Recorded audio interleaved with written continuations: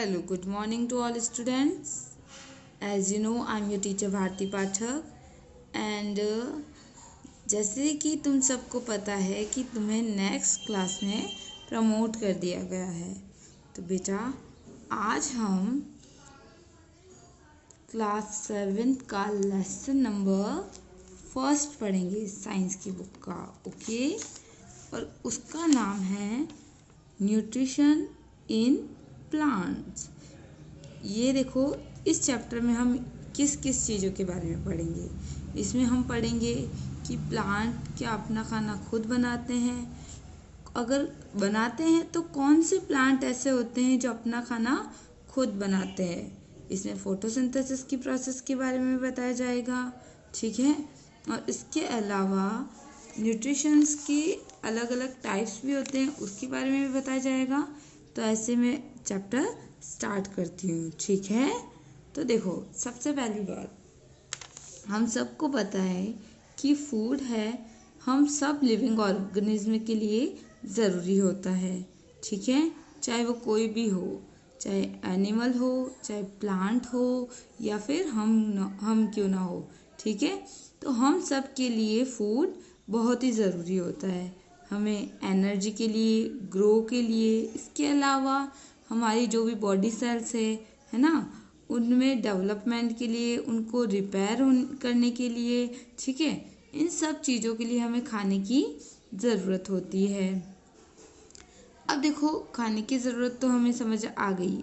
अब देखो, खाने में बहुत टाइप्स के क्या होते हैं, कंपोनेंट्स पाए जाते हैं, ठीक है। जैसे कि कार्बोहाइड्रेट्स, फैट, प्रोटीन, विटामिन और मिनरल्स, है ना। इन सबको हम बोलते हैं न्यूट्रिएंट्स। इन सबको हम क्या बोलते हैं, न्यूट्रिएंट्स। समझ आया।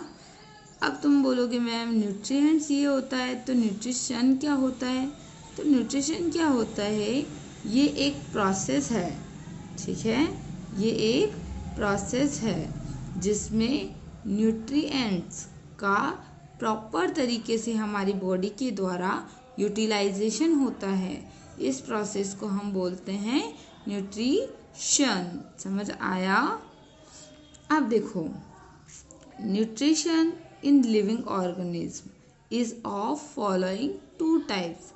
मतलब जो न्यूट्रिशन होते हैं लिविंग ऑर्गेनिज्म में दो तरीके से होते हैं, ठीक है।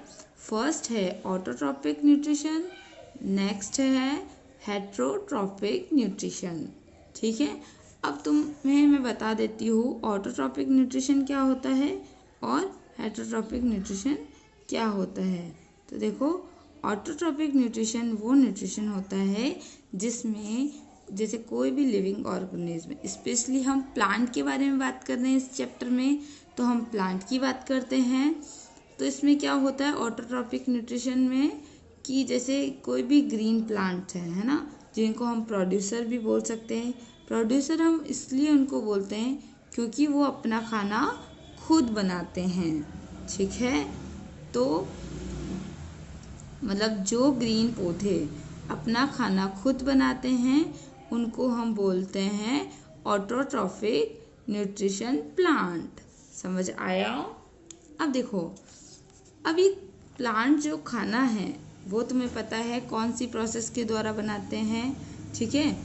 तो है ना, मैंने समझा भी रखा है वीडियो में कि कौन सी प्रोसेस है वो, फोटोसिंथेसिस। कौन सी प्रोसेस है वो, फोटोसिंथेसिस। फोटोसिंथेसिस एक ऐसी प्रोसेस है जिसमें plant sunlight, carbon dioxide and water का यूज़ करके अपना खाना खुद बनाते हैं, ठीक है।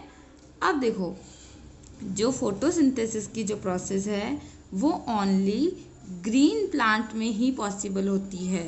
ऐसा क्यों होता है, क्योंकि ग्रीन प्लांट में एक पदार्थ पाया जाता है ना, एक पिगमेंट पाया जाता है जिसको हम बोलते हैं क्लोरोफिल। क्या बोलते हैं, क्लोरोफिल।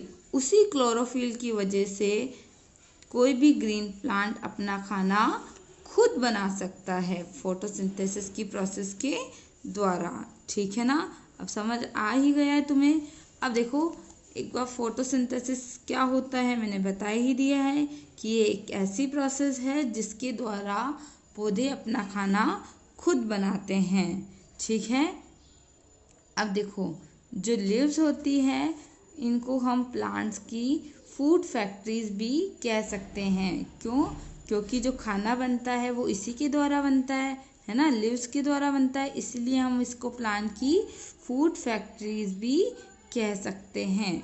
अब देखो फोटोसिंथेसिस की प्रोसेस को अगर तुम चाहो तो मैं तुम्हें वापस एक्सप्लेन कर देती हूँ इन शॉर्ट, और बाकी डिटेल में अगर तुम्हें जानना है तो तुम वापस वो वीडियो देखना तो तुम्हें वापस समझ आ जाएगा। ठीक है, फोटोसिंथेसिस की प्रोसेस में क्या होता है कि क्या होता है कि जैसे जितना भी वाटर मिनरल्स है ना, ये सारा रूट्स के द्वारा एब्जॉर्ब किया जाता है। ठीक है, अब वो सारा न्यूट्रिशन वाटर मिनरल्स ये सारा जाता है अपने जाइलम में।